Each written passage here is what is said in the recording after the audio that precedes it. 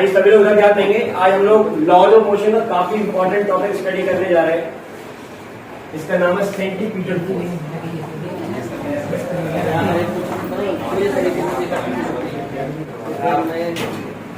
हाँ जी, तो centripetal force क्या होता है इसको जानेंगे।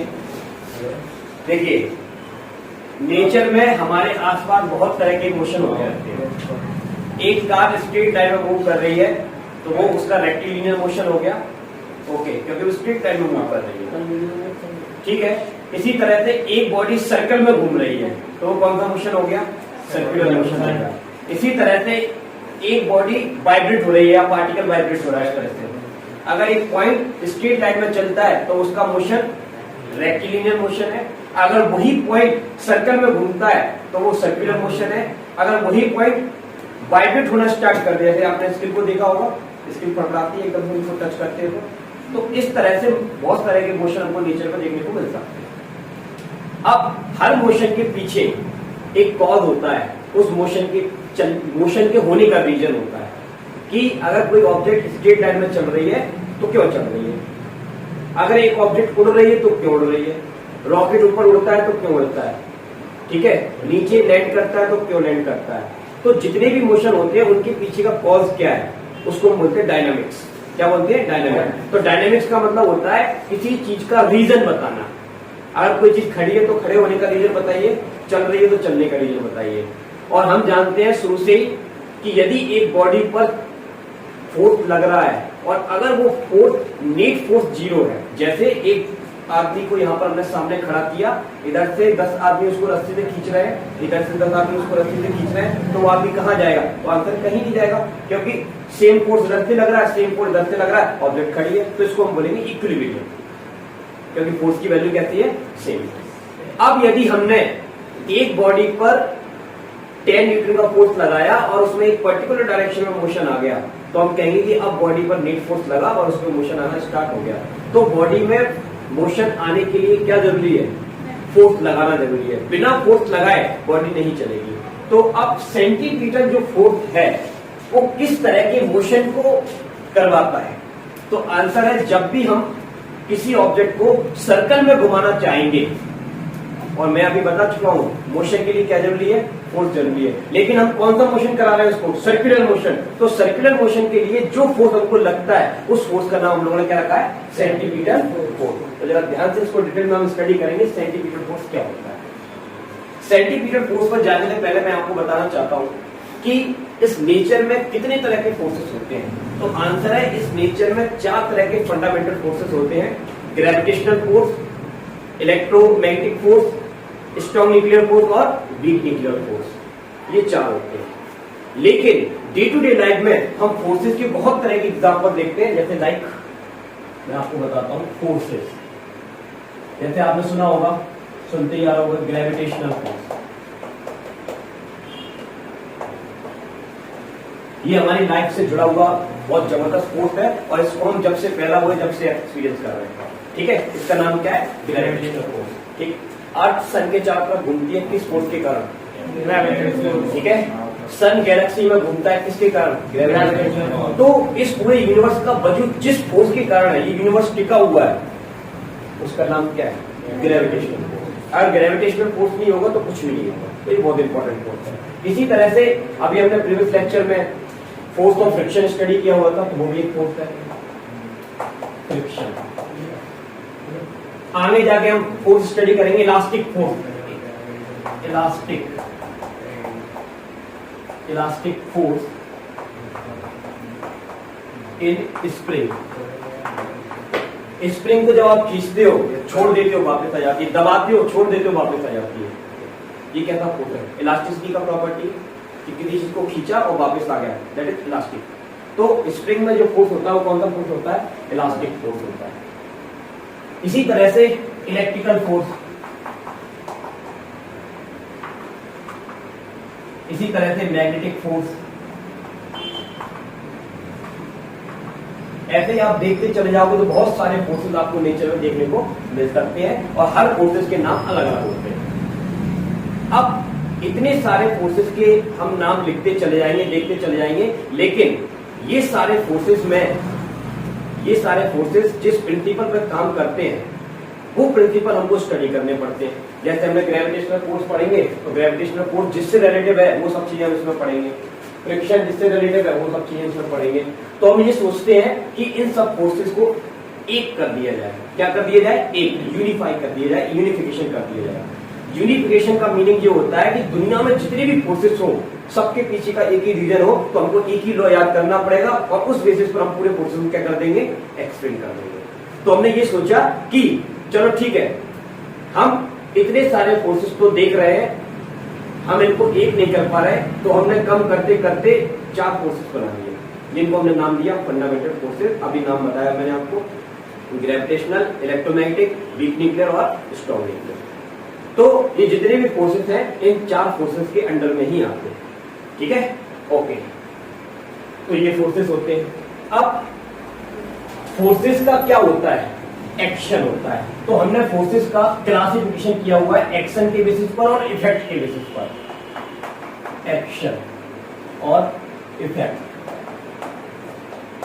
ये एक तरह का क्लासिफिकेशन है कि जब हम किसी बॉडी पर फोर्स लगाते हैं तो हमने ऐसा फोर्स लगाया कि उस बॉडी में वो बॉडी का मोशन जो है वो बढ़ गया, उसकी वेलोसिटी बढ़ गई, तो हम बोलते हैं कि बॉडी में क्या क्रिएट हो गया? एक्सेलरेशन। तो हम बोलते हैं इस तरह के मोशन को बोलेंगे एक्सेलरेटेड मोशन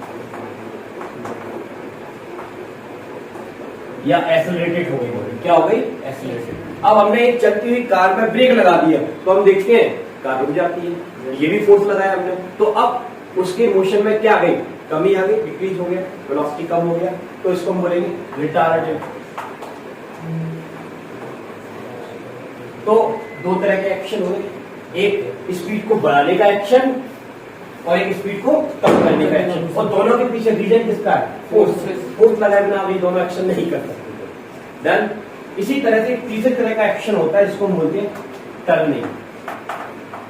अगर हम चीजों को मोड़ना चाहते हैं, टर्न करना चाहते हैं, तो हमको क्या लगाना पड़ेगा? फोर्स, और बॉडी क्या हो जाएगी?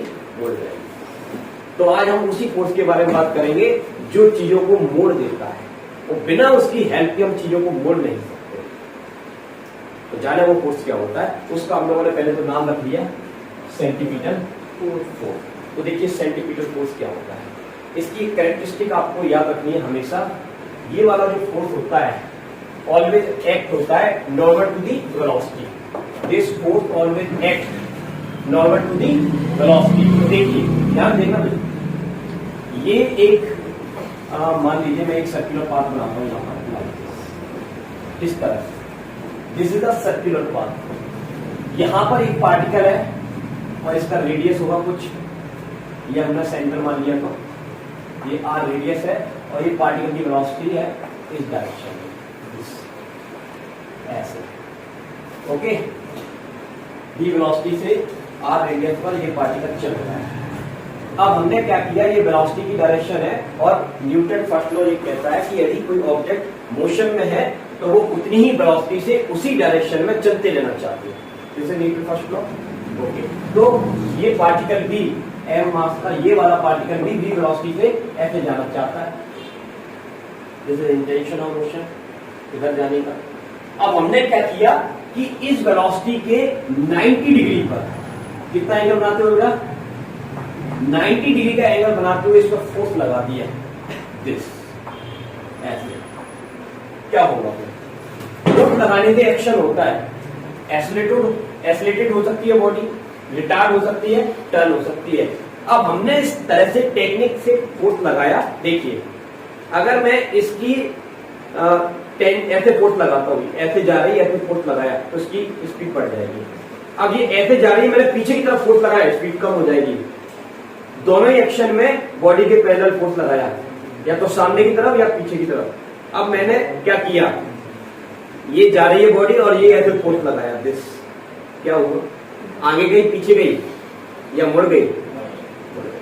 टर्न हुई नहीं है। इस वाली सिचुएशन में टर्न हो रही है क्या? नो। इस वाली सिचुएशन में टर्न हो रही है क्या? नो। फोर्स ऐसे लगता है normal to the velocity, this way, this way. देखो टर्न हो गई। तो बॉडी को टर्न कराने के लिए क्या जरूरी है? फोर्स जरूरी है, लेकिन टेक्निक क्या है? Right angle to the velocity. Velocity कैसे लगाना है? 90। ठीक है, तभी बॉडी क्या होती है? टर्न। अब टर्न कराकर हम उसको सर्कल में घुमाना चाहते हैं तो उसके लिए भी कंडीशन लगातार हुई होनी चाहिए। अगर वेलोसिटी इस डायरेक्शन में तो फोर्स उसके 90 डिग्री, अगर वेलोसिटी इस डायरेक्शन में तो अगेन फोर्स इसके 90 डिग्री, तभी ये मुड़ेगी। जैसे आपने एक पत्थर को लिया, एक स्टोन को लिया, ऐसे फेंक दिया और पढ़ चुके हम, इसका जो मोशन होता है वो कौन सा मोशन होता है? Projectile motion. प्रोजेक्टाइल मोशन में आपको क्या सिखाया जाता है? देखिए, ये पार्टिकल के पास एक हॉरिजॉन्टल वेलोसिटी देकर मैं उसको फेंकता हूं, कितना एंगल बनाते हुए? ये एक्सेलरेशन होता है, एक्सेलरेशन की डायरेक्शन में फोर्स होता है, 90 डिग्री का एंगल बनाते हुए मैंने फेंका, तो ये टर्न हो गई। लेकिन थोड़ी देर बाद मैं देखता हूं कि ये पार्टिकल ऐसे जाता है। क्यों ऐसे जाता है? क्योंकि लगातार ग्रेविटी इस पर नीचे की तरफ काम करती है। जब पार्टिकल यहां है तो ग्रेविटी यहां, या पार्टिकल यहां तो ग्रेविटी यहां, या पार्टिकल यहां है ग्रेविटी। इस तरह से ग्रेविटी ने स्टार्टिंग में तो 90 डिग्री का एंगल बनाया, लेकिन यहां 90 बनाया, यहां बनाया, यहां बनाया, नहीं बनाया। और सर्कल के लिए क्या जरूरी है? 90 डिग्री। बट ग्रेविटी का फोर्स अपनी डायरेक्शन नहीं बदलता, इसलिए वो उसको टर्न करा कर नीचे ले आता है। तो उसका मोशन कैसा हो जाता है?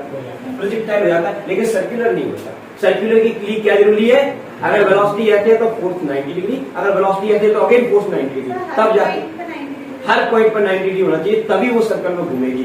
तो इसका मतलब अगर वेलोसिटी ने डायरेक्शन को चेंज किया है तो फोर्स को भी अपनी डायरेक्शन को करना पड़ेगा, चेंज, तभी वो काय में घूमेगी? सर्कल में। इधर देखिए, तो ये ऐसे जा रही थी, हमने फोर्स लगाया ऐसे, तो ये पार्टिकल पर एक फोर्स काम करता है, तो इसकी वेलोसिटी ऐसे हो गई।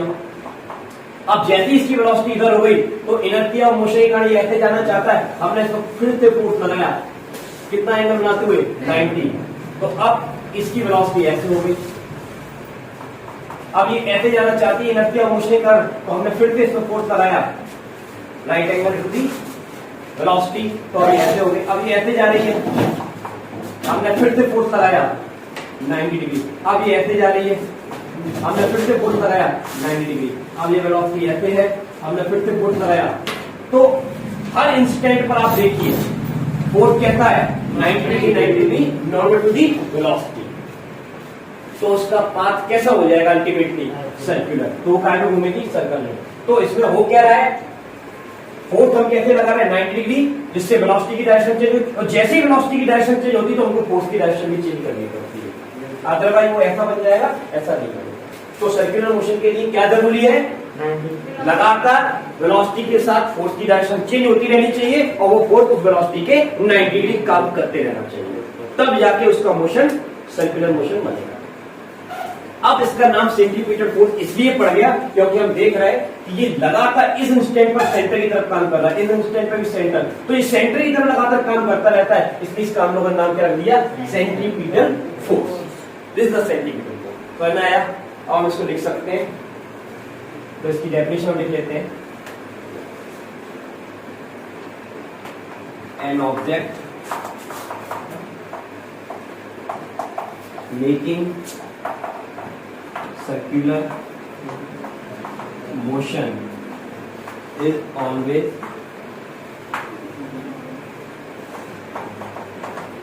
effect of a centripetal force. This force is always act normal to velocity and directed towards center of circle.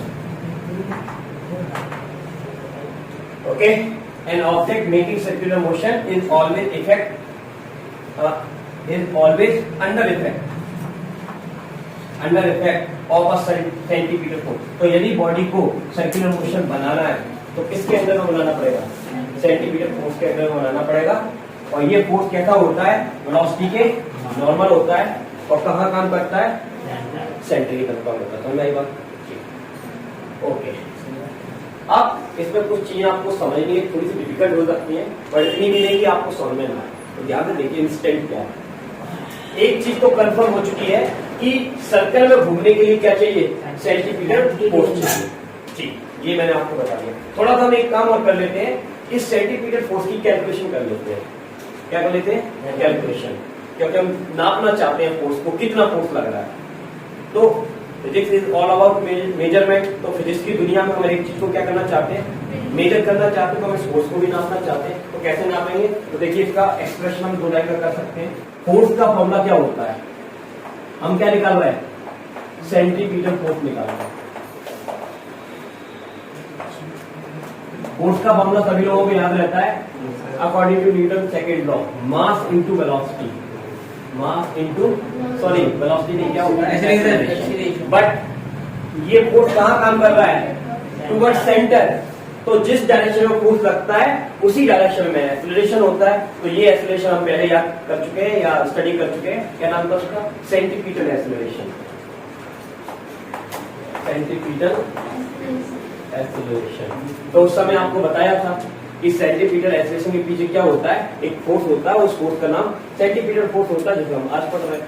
ठीक है, मास इस पार्टिकल कितना माना हमने, m, वेलोसिटी, ठीक है, जरूरत पड़ेगी तो आएगा कहीं। सेंटीमीटर एक्सीलरेशन के फॉर्मूले में वेलोसिटी आती है, उसका फॉर्मूला होता है v²/r। डन, तो ये हमारा फॉर्मूला बन गया mv²/r। ये किसका फॉर्मूला बन गया हमारा, सेंटीमीटर फोर्स का। ठीक है, ओके। हम इसको कन्वर्ट भी कर सकते हैं। अगर हमको एक पार्टिकल अगर सर्कल में घूमता है तो उसके पास दो तरह की वेलोसिटी होती है। ठीक है, ये देखिए, ये वाली वेलोसिटी है, this is the linear velocity, linear velocity, linear, क्योंकि हमको ये लगता है कि यहां से यहां तक अगर मैं छोटा सा पाथ लूं तो ये स्ट्रेट लाइन पाथ है। अगर ये स्ट्रेट लाइन पाथ है और अगर एक बॉडी स्ट्रेट लाइन में चल रही है तो उसकी वेलोसिटी भी कैसी होगी, लीनियर। दूसरी चीज, ये पार्टिकल ऐसे सर्कल में घूमता है तो सर्कल में घूमने वाली पार्टिकल के पास एक दूसरी तरह की वेलोसिटी होती है, जिसको हम क्या बोलते हैं, एंगुलर वेलोसिटी। कौन सी वेलोसिटी, एंगुलर वेलोसिटी। इसको सर्कुलर मोशन में पढ़ा चुका हूं मैं आप लोगों को। उसका क्या रिलेशन होता है लीनियर वेलोसिटी और एंगुलर वेलोसिटी के साथ, ये रिलेशन होता है v = r × omega. Omega is the angular velocity of a particle, v is the linear velocity of a particle. तो यहां रख देंगे तो हमको क्या मिलने वाला है, बताइए, फोर्स की कैलकुलेशन में देख लीजिए क्या आएगा, m r² ω² divided by r। एक r से एक r कैंसिल हो गया और सेंटीमीटर फोर्स का फॉर्मूला क्या आ गया, mr ω²। तो इस तरह से यदि आपका न्यूमेरिकल एंगुलर वेलोसिटी के बेसिस पर आता है तो आप इस फॉर्मूले की हेल्प से उसको सॉल्व कर लेंगे। अगर लीनियर वेलोसिटी के बेसिस पर आता है तो इस फॉर्मूले से आप सॉल्व कर लेंगे। तो ये आपका सेंटीमीटर फोर्स निकालने का एक रास्ता हो गया, एक फॉर्मूला हमने बनाया जो किस पर डिपेंड करता है, मास पर, वेलोसिटी पर और रेडियस पर, कि वो कितने लंबे पाथ पर सर्कल में घूम रहा है। अब एक बड़ी इंपॉर्टेंट चीज सेंटीमीटर फोर्स के बारे में। तो देखिए, फिजिक्स में 4 तरह के फोर्स होते हैं और अभी आपको नाम बता चुका हूं। अब उनमें से सेंटीमीटर फोर्स कौन सा फोर्स है, ग्रेविटेशनल है, इलेक्ट्रिकल है, स्ट्रॉन्ग न्यूक्लियर है या वीक न्यूक्लियर। तो आंसर है ये इन चारों में से कोई सा भी फोर्स नहीं है। और अगर इन चारों में से ये कोई सा भी फोर्स नहीं है तो इसको फोर्स की कैटेगरी में भी नहीं माना जाएगा, क्योंकि जितने भी नेचर ऑफ फोर्सेस होते हैं जो भी हम देखते हैं, फ्रिक्शन का फोर्स, ग्रेविटेशनल का force, elastic force, force of buoyancy, force of viscous, बहुत तरह के आपको आगे देखने के लिए एग्जाम्पल मिलेंगे, अलग अलग फोर्सेस के अलग अलग नाम। लेकिन वो सारे के सारे फोर्सेस के पीछे वो 4 ही होते हैं। तो फिर बता दीजिए ये 4 में से कौन सा फोर्स है, तो आंसर ये कोई सा भी फोर्स नहीं, तो ये फोर्स ही नहीं होना चाहिए। तो यही फैक्ट है, यही रीजन है कि सेंटीमीटर फोर्स नाम का कोई फोर्स इस नेचर में होता नहीं है। तो फिर ये क्या होता है, ये सिर्फ एक कैलकुलेशन होती है। मैं आपको एग्जांपल देता हूँ। एक क्लास में, एक क्लासरूम है, उसमें हर साल कोई ना कोई कैप्टन बनता है, ठीक।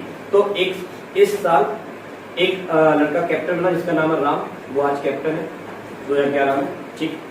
नेक्स्ट ईयर श्याम बन गया कैप्टन, नेक्स्ट ईयर विक्की बन गया कैप्टन, 4th ईयर हम लोग आए और हमने पूछा कैप्टन नाम का लड़का कौन है, तो किसी ने अपना हाथ खड़ा नहीं किया, क्योंकि कैप्टन नाम का लड़का कोई होता ही नहीं है। लेकिन हर एक क्लास में कैप्टन तो होता है।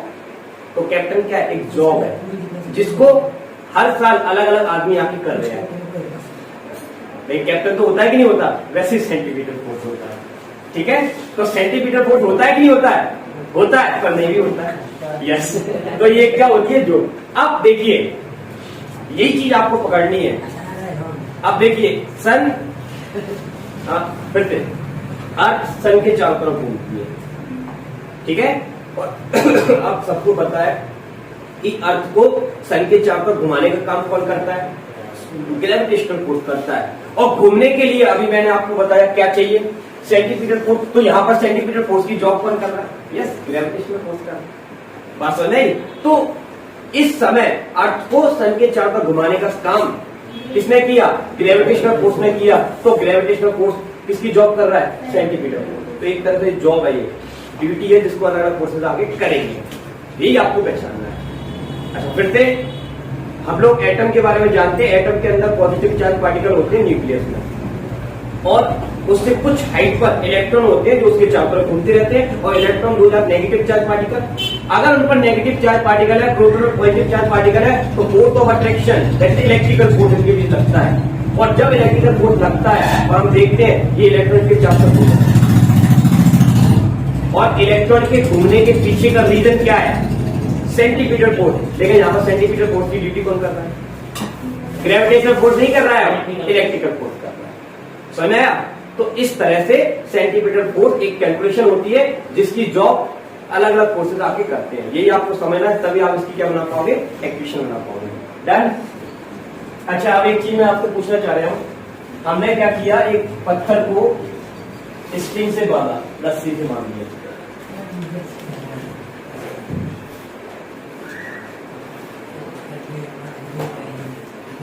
ओके, इधर देखिए ये स्ट्रिंग है, इससे हमारा वो स्टोन बना हुआ है। यहाँ पर जैसे हम फोर्स लगा के इसको चलाते हैं, कितनी वेलोसिटी से? v वेलोसिटी से। तो ये वेलोसिटी की डायरेक्शन है, ठीक है भाई। और हमने इसको चलाया, तो हम एक चीज एक्सपीरियंस करते हैं कि ये पत्थर जो होता है वो स्ट्रिंग से दूर भागकर जाना चाहता है। ठीक है, तो ये दूर भागना चाहता है सामने की तरफ। कहाँ की तरफ? सामने की तरफ। लेकिन ये रस्सी की लेंथ तो फिक्स है, ये तो बढ़ नहीं सकती। बढ़ नहीं सकती तो वो यहाँ जा नहीं सकता। तो मत जाए, उसके लिए क्या जरूरी है? तो आंसर है, जैसे हम रस्सी को चलाते हैं उसमें एक टेंशन डेवलप हो जाता है। क्या डेवलप हो जाता है? टेंशन। और वो टेंशन की डायरेक्शन इसकी वेलोसिटी की कहती होती है 90 डिग्री। और हम देखते हैं जैसे ये टेंशन की डायरेक्शन वेलोसिटी, ये टेंशन क्यों आया? रीजन मैंने आपको बताया। एक तरफ से मैं पकड़ी हुई हूं उसको, और दूसरी तरफ से जैसे मैं इसको वेलोसिटी देता हूं तो ये बाहर की तरफ फिरता है, बाहर की तरफ फिरता है। तो एक फोर्स रस्सी के बाहर की तरफ लग रहा है, एक मैं लगा रहा हूं, तो रस्सी तन गई। और जब चीजें तन जाती है तो बीच में क्या होता है? टेंशन डेवलप होता है।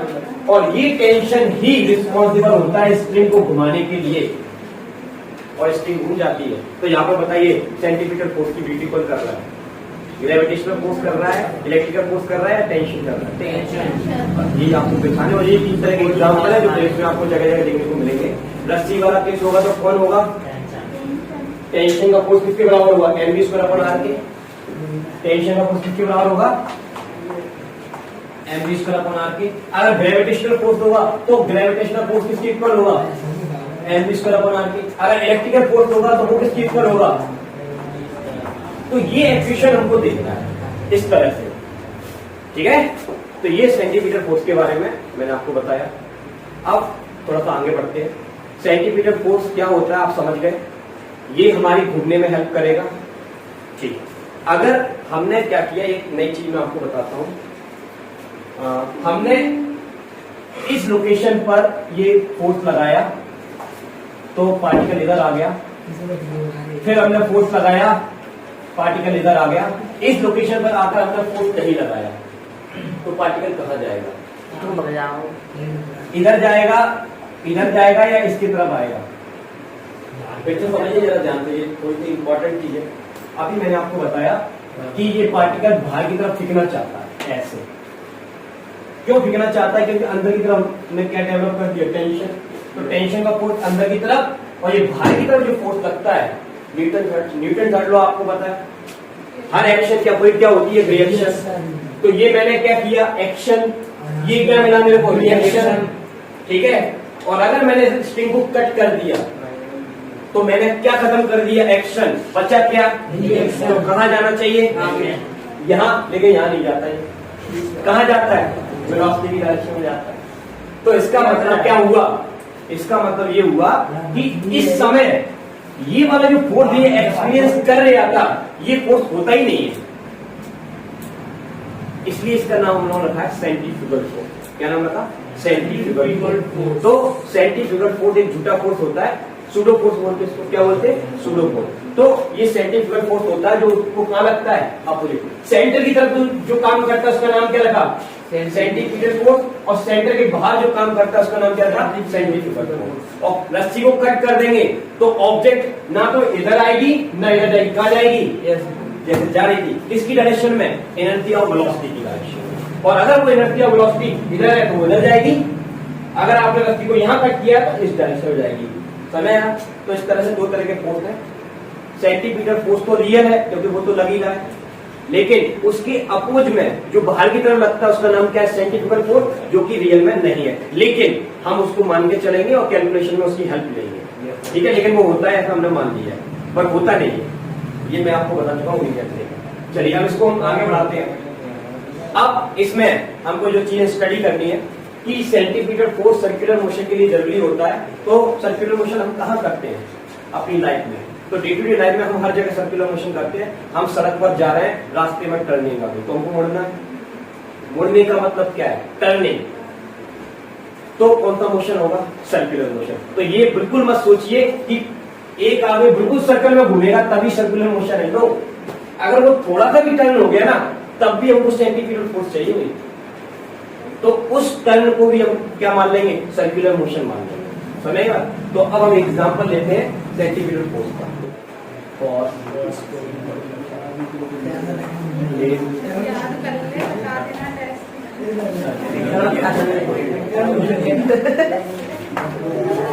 Plane circular road. ठीक है। अब देखिए जरा भाई, हम जब सर्कल में घूमते हैं तो वहां पर हमको सेंटीमीटर फोर्स कौन देगा, ये आपको समझना है। और इसमें हमारी दो फोर्स हेल्प करेंगे। एक का नाम है फोर्स ऑफ फ्रिक्शन और एक का नाम है weight, that is gravitational force. अब देखिए दोनों में से कौन सा फोर्स आता है और जो हमारी हेल्प करके सेंटीमीटर फोर्स बनाता है और हमको सर्कुलर मोशन में सर्कुलर मोशन कराता है। तो इस केस को देखिए,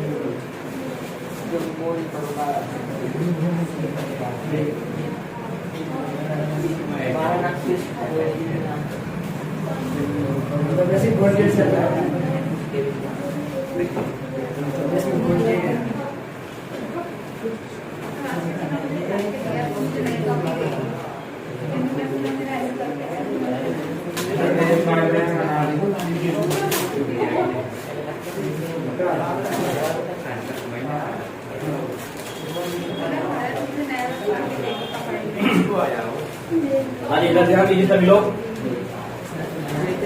देखिए भाई, पहले आप ये समझ लीजिए प्लेन रोड किसको कहते हैं। देखिए तो फर्स्ट एग्जांपल ले रहा है सेंटीमीटर फोर्स का। This is a plain road. ये प्लेन रोड है, इस तरह से प्लेन, ठीक है, सामने की तरफ जा रही है और सामने जाते जाते आगे जाके टर्न हो। तो टर्निंग पर भी ये प्लेन ही है, इसलिए इसका नाम क्या है? Plane circular path. ठीक है। एक दूसरी तरह की भी रोड आपको देखने को मिल जाएगी जब आप हाईवे पे जाते हो। हाईवे पर जब आप जाते हो तो आपने देखा होगा जब भी टर्निंग आती है तो आपकी कार ऐसे उठ जाती है, एक तरफ से बस उठ जाती है। तो वो जो वो जो रोड हम बनाते हैं उसमें हम क्या करते हैं कि एक तरफ से रोड को ऐसे उठा देते हैं। क्यों उठा देते हैं वो मैं आपको बताऊंगा अगले टॉपिक में, अगले लेक्चर में मैं आपको बताऊंगा। तो उसमें ऐसे उठी रहती है ये रोड। उठने का मतलब समझिए, ये ब्रिज से आप नीचे नहीं आ रहे हो, ये इंक्लाइन है। ये जो चीज होती है जिसमें एक तरफ का किनारा उठा रहता है, इस तरह की जो सड़क होती है उसको बोलते हैं बैंक रोड। देखिए यहां पर कार चल रही है और ये जो चीज होती है, ये वाला जो रोड होता है, इसका नाम क्या रखा हमने? Bank road. Bank road. Okay, तो दो तरह की रोड हमको स्टडी करनी है। दोनों तरह के रोड पर हमको मोशन को स्टडी करना है, एक बैंक रोड के लिए और एक किसके लिए? Plain road. Yes, plain road. तो पहले हम लेते हैं प्लेन रोड, ठीक है। फिर उसके रीजन जानेंगे, प्लेन रोड पर क्या क्या डिसएडवांटेज होते हैं, इस पर क्या होता है, तो उसको बाद में लेंगे। पहले हम इसको देखते हैं। अब देखिए स्टार्टिंग में क्या होता है, यहां से कार आ रही है, इस कार के पास कुछ वेलोसिटी है v, इसका मास है m। v वेलोसिटी, m मास की जब ये कार मूव कर रही है और अभी टर्न नहीं हुई है, अभी ये टर्न नहीं हुई है, तो उस समय तक इसका जो वेट होगा वो कहां काम करेगा? वर्टिकली डाउनवर्ड, इस लोकेशन पर। तो ये कार को प्रेस करता है नीचे की तरफ, सॉरी रोड को प्रेस करता है नीचे की तरफ, तो कार को ये जमीन प्रेस करेगी कहाँ की तरफ? ऊपर की तरफ। क्या कहते हैं? रिएक्शन। तो इस केस में आर किसके बराबर है? और याद रखिए प्लेन रोड के लिए आर किसके बराबर होता है? अब यहाँ पर थोड़ा लिखेंगे हम लोग, when a car और इस तरह से लिखते हैं let mass of a car small m be moving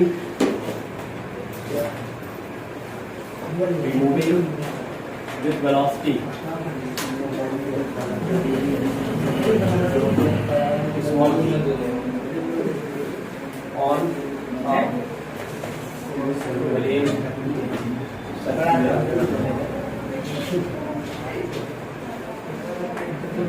road. अब देखिए जरा इसमें क्या होने वाला है। देखिए अब यहां से कार स्ट्रेट जा रही थी,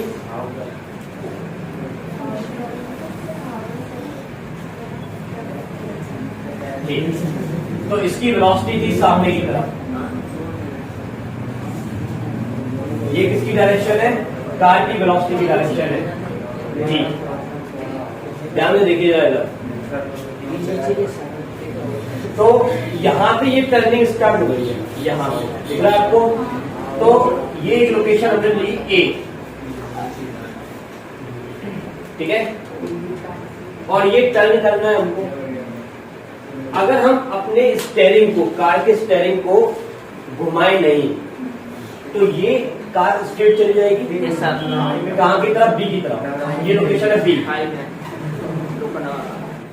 तो ये कार ए से कहां जाना चाह रही है?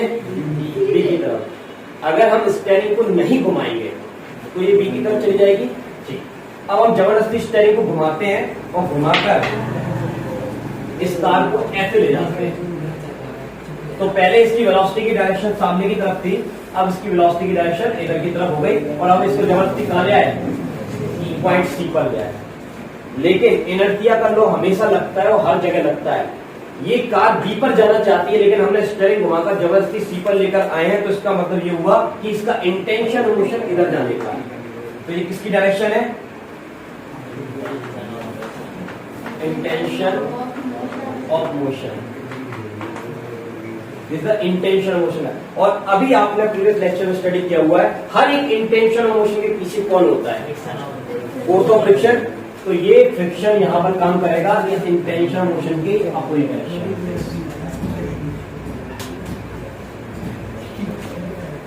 इसका नाम क्या है? Force of friction. अब जरा समझिए, बहुत इंपॉर्टेंट चीज है, ध्यान देखिए। अभी तक आपने क्या स्टडी किया है? एक कार की वेलोसिटी है सामने की तरफ, भी, और हमने की को बंद कर दिया तो हम देखते हैं थोड़ी देर में वो कार रुक जाती है। क्यों रुक जाती है? क्योंकि पीछे की तरफ कौन काम करता है? Friction. This is the force of friction. Car सामने जा रही है, फ्रिक्शन इसी लाइन के पैरेलल पीछे की तरफ काम कर रहा है।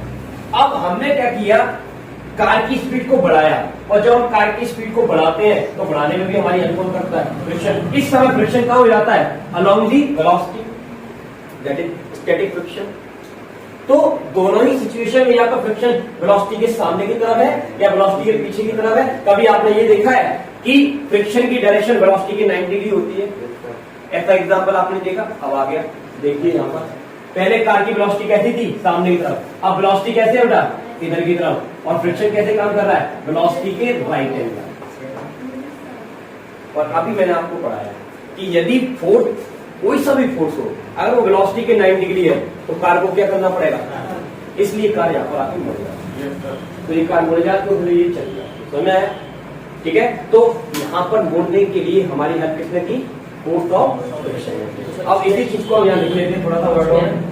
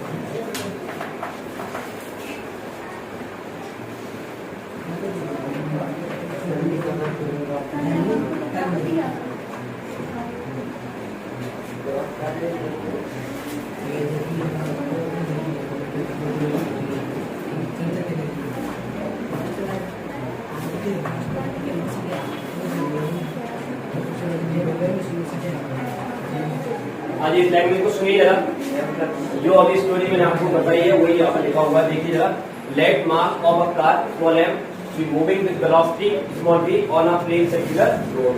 It had tendency to move straight. कहाँ जाना चाहता है? सीधा जाना चाहता है। किस पॉइंट की तरफ? A to B, ठीक है, in figure. But steering displace it's two point C। हम स्टेयरिंग को कहाँ ले आते हैं? पॉइंट C पर। Now this point C had a tendency, इसकी टेंडेंसी कहाँ है? C से B की तरफ जाने के लिए, टू मूव और टू स्लिप फ्रॉम कहाँ की तरफ? C to B। इस टेंडेंसी को रोकने के लिए कौन काम में आता है? Against this intention of motion friction develop in the direction of point C to B to C. B से C की तरफ कौन काम करता है? Friction. So this friction compel, उसको मजबूर कर देता है क्या करने के लिए? टर्न करने के लिए. This is act as centimetre force. तो ये क्या की तरह काम करता है? सेंटीमीटर फोर्स की तरह काम करता है. ठीक है. अब रिक्वायर्ड सेंटीमीटर फोर्स कितने दिए यहां पर हमको?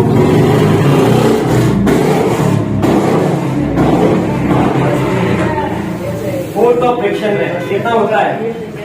mv square upon r. ठीक है भाई. और अब थोड़ा सा और देखिए, एक दिन हम एक कार पर सड़क पर जा रहे हैं और हमारी वेलोसिटी है 60 और हम टर्न ले गए. अगले दिन हमने अपनी वेलोसिटी को फास्ट कर लिया, हमने कर लिया 80 और आज के दिन भी हमने टर्न कर लिया. तो कल भी फ्रिक्शन हमारे साथ था, आज भी हमारे साथ है. अब हमने अपनी स्पीड को बढ़ाकर 100 कर लिया और बड़ी आसानी से हमने टर्न कर दिया. तो हम देख रहे हैं एवरी डे पहले स्पीड कम थी, बढ़ाई, अब बढ़ा के 100 कर ली और अभी भी हमारे फ्रिक्शन साथ है और हम टर्न कर रहे. एक दिन ऐसा हुआ कि हमने स्पीड, हम रोज जाते थे 100 की स्पीड में, कोई दिक्कत नहीं आती थी. आज हमने स्पीड रखी 120 और फ्रिक्शन ने अपने हाथ खड़े कर दिए. तो क्या हुआ? फ्रिक्शन ने हाथ खड़े कर दिए तो उसको घूमने के लिए क्या नहीं मिला? सेंटीमीटर फोर्स नहीं मिला. और अगर सेंटीमीटर फोर्स नहीं मिलेगा तो क्या होगा? कुछ नहीं होगा. कहां जाना चाह रहा था? बी. सड़क से उतर जाएगा. सड़क से उतरने में क्या प्रॉब्लम है? कोई प्रॉब्लम नहीं है. सामने वाले घर में घुस जाएगा और फिर क्या बहाना देगा? मैंने तो स्टीयरिंग मोड़ा लेकिन मुड़ी नहीं. कहा क्यों? तो स्टीयरिंग मोड़ने तो मुड़ती नहीं है, मोड़ती समय पकड़ना भी जरूरी है. तो पकड़ता कौन है? फ्रिक्शन. तभी जाके वो घूम पाती, अदरवाइज तो वो सामने चली जाएगी. समझ में आया? तो फ्रिक्शन हमारी कहां तक हेल्प करता है?